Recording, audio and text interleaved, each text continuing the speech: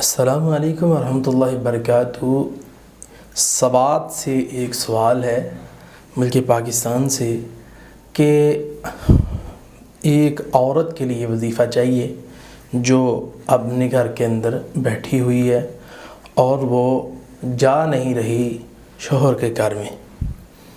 تو اس کے لیے ہمارے جو بزرگ تھے، ہمارے علاقے کے جو مفتی اصغر اعظم رحمۃ اللہ علیہ، انہوں نے یہ وظیفہ بتایا تھا اور بڑا ہی شاندار، بلکہ اس کی سند پر ہماری بحث بھی ہوئی تھی مفتی صاحب سے۔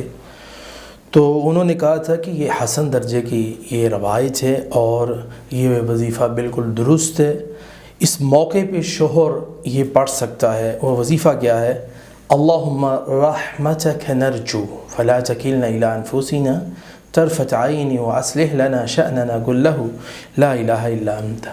انہوں نے کہا تھا اس کی تعداد مقرر نہیں کرنی، بلکہ جتنا آپ چاہیں اتنا پڑھ سکتے ہیں، اور چلتے پھرتے اٹھتے بیٹھتے آپ پڑھتے رہیں۔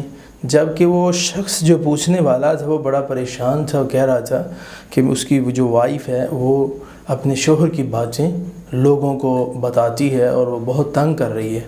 تو اللہ تعالیٰ نے اس کو ہدایت بھی دی اور ان کو جو گھر ٹوٹنے جا رہا تھا اللہ نے ان کے گھر کو بچا لیا۔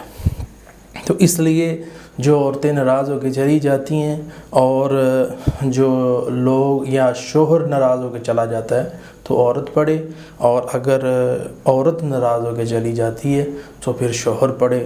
اللہ تعالیٰ مہربانی کر دے گا، مسلسل پڑھتا رہے، انشاءاللہ کرم نوازی اللہ کر دے۔